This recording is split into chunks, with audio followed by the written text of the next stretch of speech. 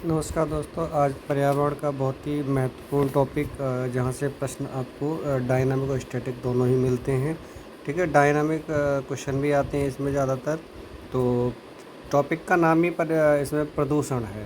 ठीक है, पर्यावरण में जो टॉपिक का नाम है वो प्रदूषण है। ठीक है, तो हम थोड़ा सा बेसिक जानकारी आपको एक दे दे रहे हैं पहले कि प्रदूषण आखिरकार है क्या। ठीक है, हम प्रदूषण को किस किस रूप में देखते हैं। ठीक, तो आप पहले ये जान लीजिए कि प्रदूषण को जो है भूमि, वायु, जल के भौतिक, रासायनिक ना अभिलक्षणों में जो परिवर्तनों के फलस्वरूप होता है। ठीक है, अनापेक्षित, जिनको हम अपेक्षित नहीं कर सकते, वो जो परिवर्तन होते हैं उसको हम एक प्रदूषण कहते हैं। ठीक, तो प्रदूषण जनरली हम देखें तो प्रदूषण जो है कई तरह से बांटा हुआ है। ठीक है, अगर हम पारिस्थितिकी तंत्र के आधार पर देखें तो पारिस्थितिकी तंत्र में प्रदूषण 3 प्रकार का माना गया है: वायु प्रदूषण, जल प्रदूषण और भूमि प्रदूषण। ठीक है, वहीं अगर हम इसको उत्पत्ति देखें किस तरह से उत्पन्न किया जाता है, तो उत्पत्ति के आधार पर ये 2 तरह से माना गया है, एक प्राकृतिक और दूसरा मानव जनित। ठीक, तो प्राकृतिक में आप जान सकते हो जैसे ज्वालामुखी का फूटना, ये प्राकृतिक प्रदूषण हो जाएगा।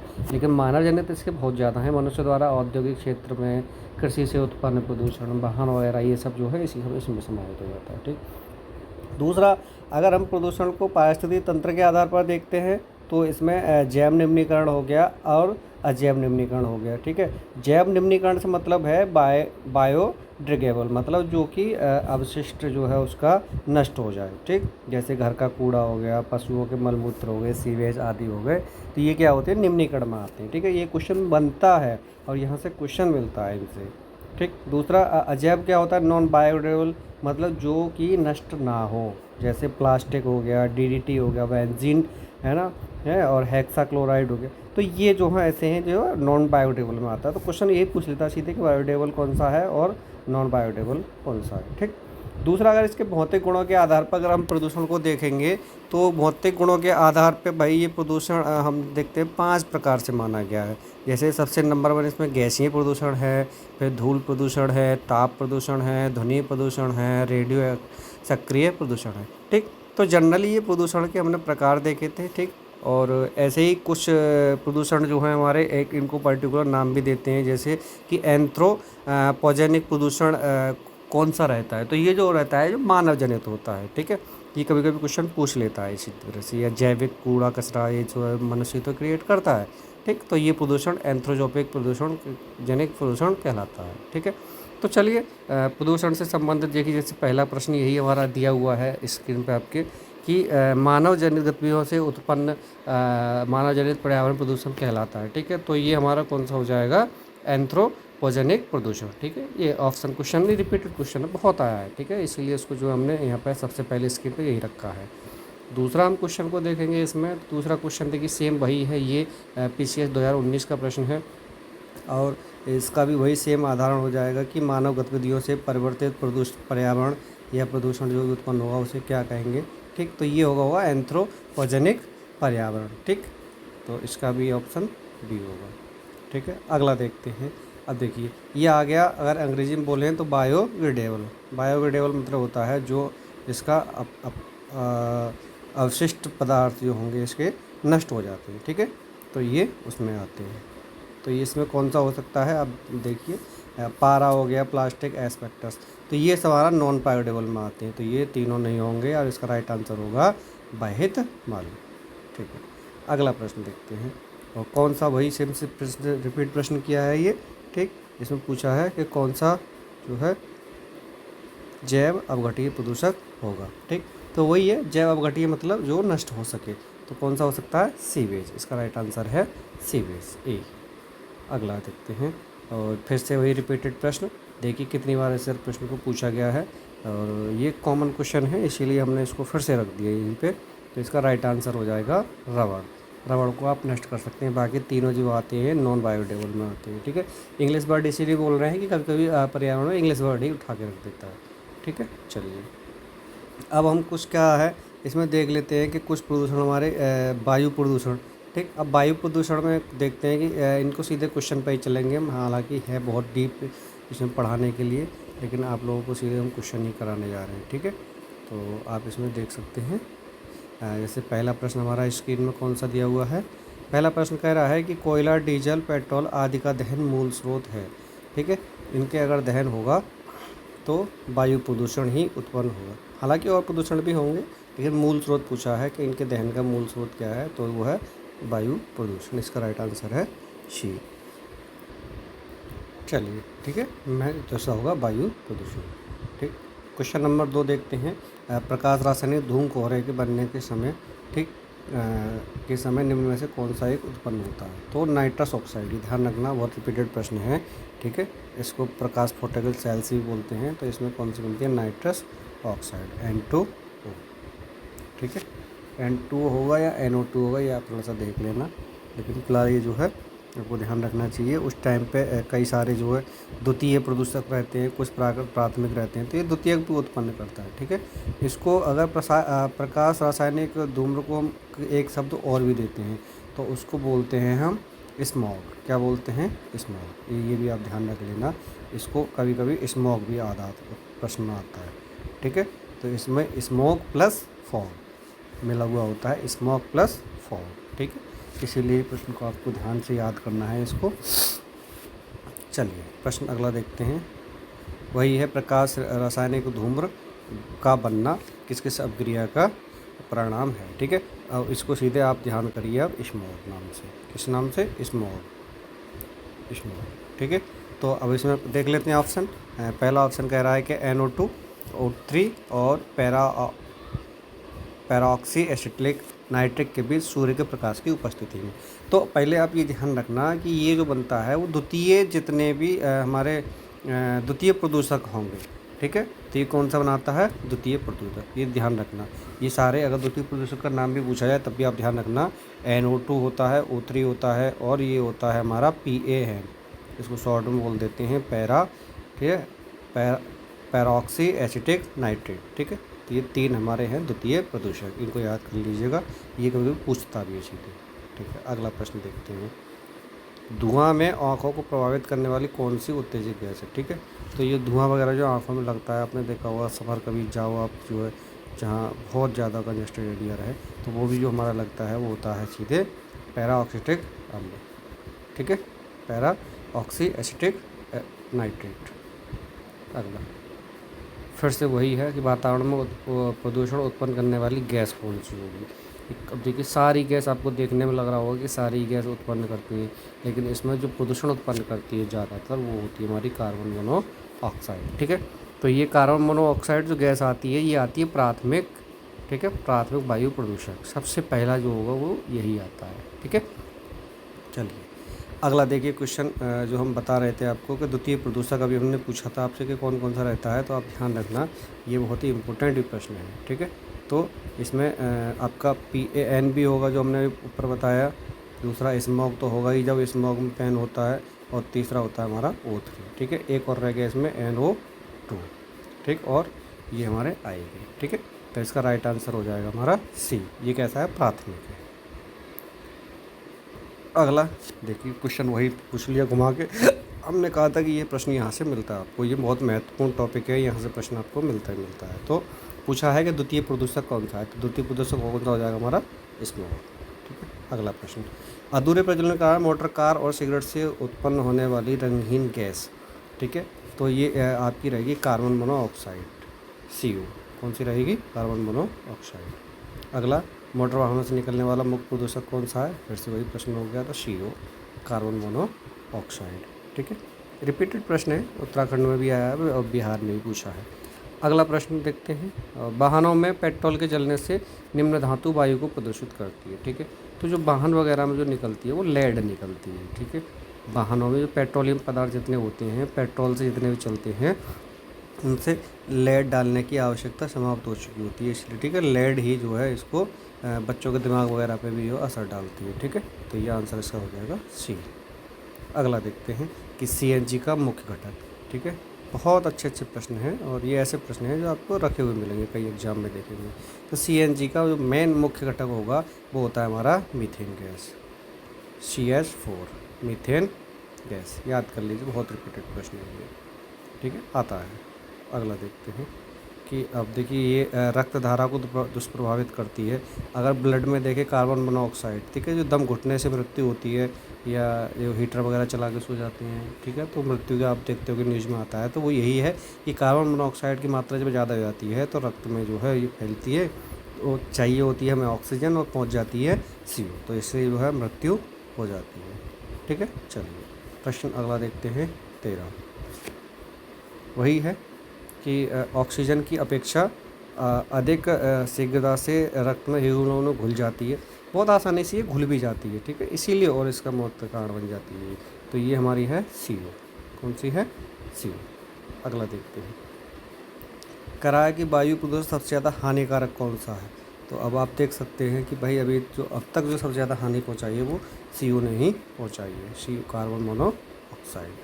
ठीक है, चलिए अगला प्रश्न फिर से वही रिपीट किया है कि एक वायु प्रदूषक गैस है और जीवाश्म ईंधन के जलने के उपरांत उत्पन्न होती है, तो कौन सी होती है ये ध्यान रखना।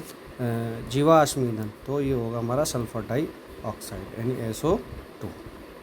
ठीक है, चलिए अगला देखते हैं। फ्लाई ऐश एक ऐसा प्रदूषक उत्पाद है जो प्राप्त होता है जलाने से। फ्लाई ऐश जो होता है वो कोल, ये पत्थर के कोयले जो अलग कोल वगैरह होते हैं, यहाँ कोयले खान वगैरह होती है, वहाँ पे ये प्रदूषण पाया जाता है, तो इसका आंसर है A। ठीक है, अगला देखते हैं। फ्लाई ऐश प्रदूषण होता है, फिर से वही आ गया, तो ये कहाँ होगा अब आप देख लीजिए क्वेश्चन को कैसे घुमाया है। ठीक है, तो ये ताप विद्युत संयंत्र वगैरह होते हैं जहाँ कोयले से विद्युत उत्पन्न किया जाता है, तो ये वहाँ पे मेनली बनता है। ठीक है, तो इसका आंसर हो गया C। अगला, वायु प्रदूषण के जैविक सूचक का कार्य करता है। हाँ देखिए ये बहुत ही महत्वपूर्ण प्रश्न है कि लाइकेन क्या होते हैं, ये वायु प्रदूषण के सूचक होते हैं। ठीक है, लाइकेन। ठीक, अगर ये आपको दिख जाएंगे तो आप इसे पहचान सकते हैं कि ये पेड़ों की छालों पर उगते हैं। ठीक है, और ये लाइकेन किसका मिश्रण होता है ये ध्यान रखना। लाइकेन जो है शैवाल, और शैवाल के साथ क्या होगा, कवक। ठीक है, तो लाइकेन जो है शैवाल और कवक का संग्रहण होता है, तो ये भी पूछ लेता है कभी कभी कि जो है ये किसका वो है। ठीक है, तो आप ये जान सकते हैं। ठीक, चलिए अगला देख लेते हैं एक बार। अगला प्रश्न क्या है, ये हमने बता ही दिया लाइकेन। फिर से वही, वायु प्रदूषण का सूचक कौन सा होगा, तो अब इसमें आप देख लेना लाइकेन के साथ साथ मॉस भी होता है। ठीक है, 2 ऑप्शन भी इसमें सही हैं। ये 2021 का प्रश्न है, तो लाइकेन भी होगा और मास भी होगा, इसमें 2 ऑप्शन आ जाएंगे। कोई नहीं, वायु प्रदूषण का जैविक सूचक का प्रसिद्ध उदाहरण है, तो फिर से वही आ गया लाइकेन। चलिए अगला देखते हैं प्रश्न नंबर 21। फिर से देखो कितनी बार घुमा के पूछा है। अब यहाँ देखिए 21वें प्रश्न में क्या कहा है इसमें जो है उन दोनों को भी ऑप्शन में दे दिया, शैवाल और कवक, जबकि क्या होता है शैवाल और कवक का मिश्रण होता है, इन दोनों का होता है हमारा लाइकेन। तो राइट आंसर होगा इसका C। ठीक है, लाइकेन सबसे अच्छा सूचक है। ये भी पूछ लेगा कौन से प्रदूषण का है, क्वेश्चन घुमा के पूछा एक ही टॉपिक से कितनी बार, तो ये है वायु प्रदूषण का। ठीक है, चलिए अगला देखते हैं। जल प्रदूषक नहीं है, यानी कि कौन सा हमारा जल में प्रदूषण नहीं फैलाता है, तो ये होता है सल्फर डाइऑक्साइड। ठीक, अगला देखते हैं। भारत का सबसे प्रदूषित नगर कौन सा है। देखिए ये हर बार बदलते रहते हैं करंट के हिसाब से, और अभी जो हाल ही में रिपोर्ट आई थी तो उसमें बिहार का था शायद। ठीक है, तो आप एक बार देख लेना कि AQAIR जो वर्ल्ड रिपोर्ट थी, ठीक है, तो 2024 रिपोर्ट आई थी, उसमें सबसे नंबर 1 सबसे बेकार स्थिति थी, 158वां जो नंबर रहा था वो हमारे नई दिल्ली थी, भारत की भाई सबसे बेकार स्थिति थी। ठीक है, और सबसे अच्छी जो स्थिति रही थी वो ऑस्ट्रेलिया का सिडनी शहर था, वहाँ का था। ठीक है, सिडनी का सबसे अच्छा रहा था, तो वही अच्छा पूछता है या सबसे बुरा पूछता है। तो भारत में एक बड़ी सिटी जो है हमारी नई दिल्ली है, राजधानी है देश की, तो वहाँ की स्थिति खराब रही थी। ठीक है, अगला प्रश्न। ग्रीन पीस इंडिया द्वारा 2020 में जारी रिपोर्ट के अनुसार, इसमें देखिए एक रिपोर्ट थी करंट की उस समय की, तो करंट की रिपोर्ट्स जो रहती हैं इनको ज़रूर देखना है। ठीक है, तो यहाँ फ़िलहाल जो अगर देखा जाए हाल ही में जो रिपोर्ट आई थी तो उसमें रहा था झरिया का।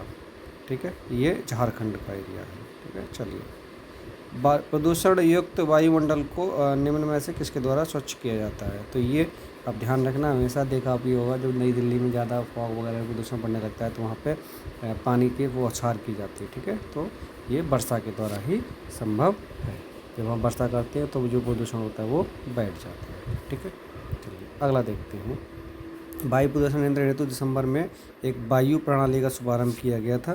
तो ठीक है, ये इसलिए इम्पोर्टेंट रखना, ध्यान रखना, वायु प्रदूषण से संबंधित भी है।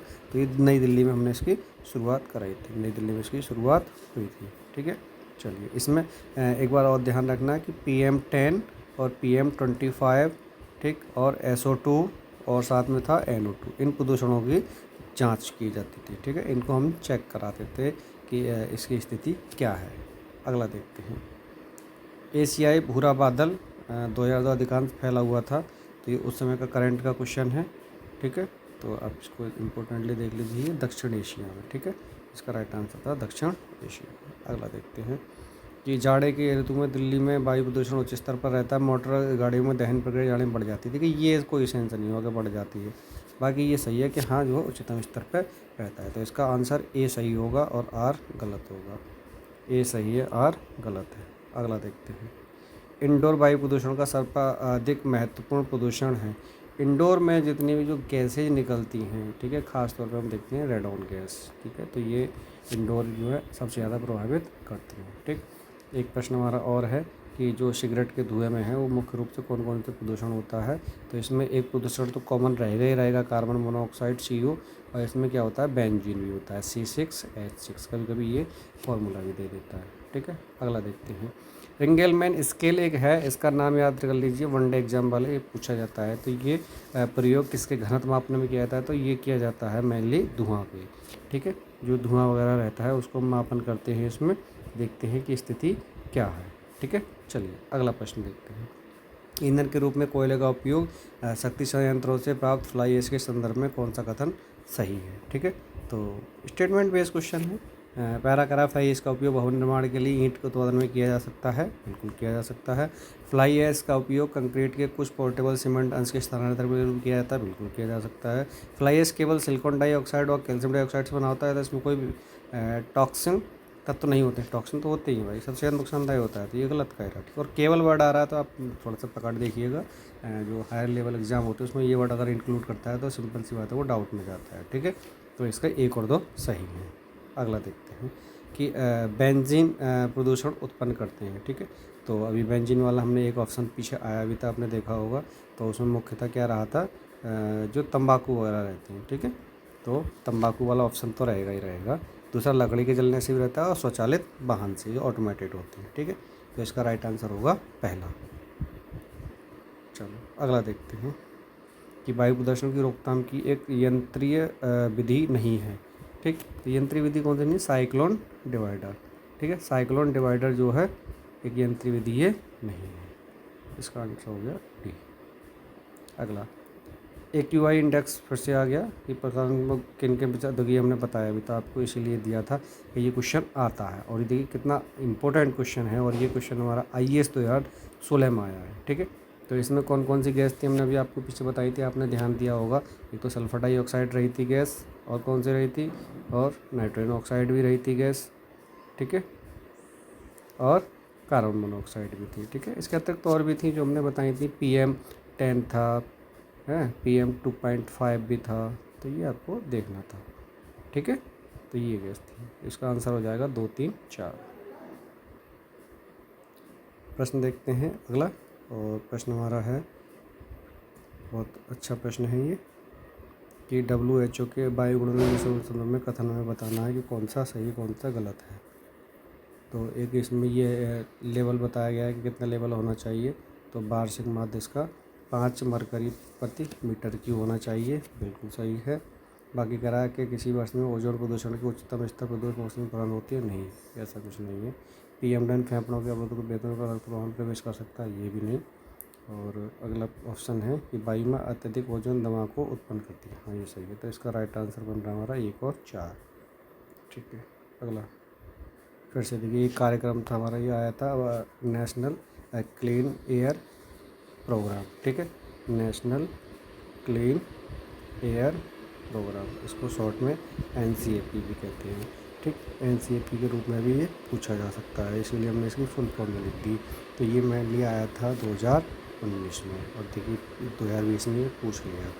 ठीक, और ये प्रश्न देखिए आगे भी फिर से पूछा गया है। तो ये घुमा के क्या पूछा है कि वायु प्रदूषण निवारण एवं नियंत्रण अधिनियम किस वर्ष बना था? तो ये बना था 1981 में। ठीक है, 1981 में। अगला देखते हैं, मेट्रोपॉलिटन शहर में निम्नलिखित में से कौन सा वायु प्रदूषण है? तो इसमें कौन सा होगा? देखिए इसमें कई सारे आ रहे हैं जो हमारा मिक्सअप कर रखा है। ठीक, तो कार्बन डाइऑक्साइड भी है, नाइट्रोजन ऑक्साइड है, कार्बन मोनोऑक्साइड है, सल्फर डाइऑक्साइड है, सीसा, ओजोन, ये सारे रहते हैं। ठीक है, तो इसका मतलब ये है कि ये तीन ऑप्शन इसमें सही होने चाहिए। अगला देखते हैं, और अगला प्रश्न हमारा जो है ये IAS 2017 में पूछा गया है। अल्पजीवी जलवायु प्रदूषकों को नवीनीकृत करने हेतु जलवायु एवं स्वच्छ वायु गठबंधन G20 समूह देशों की एक अनोखी पहल है। नहीं, इतने लोग कहाँ रहेंगे इसमें भाई, ये गलत है इसमें। ठीक है, और CCA मीथेन काला कार्बन फ्लोराइड केंद्रित है, ये सही है। ठीक है, तो इसका राइट आंसर है बी।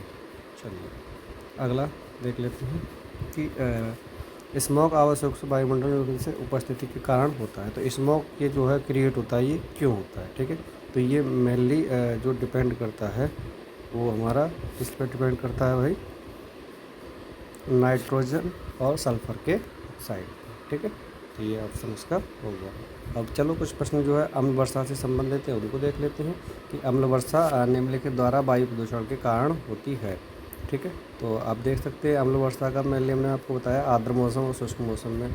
ठीक, आर्द्र मौसम में क्या होगा, वर्षा होगी कोहरा या बर्फ़ के द्वारा होता है, और शुष्क मौसम में वायु द्वारा बहाकर लाए गए कणों द्वारा या अम्लीय गैसों के द्वारा। ठीक है, चलिए तो हम इसमें देख लेते हैं कि मेनली क्वेश्चन किस तरह के इसमें बने हुए हैं।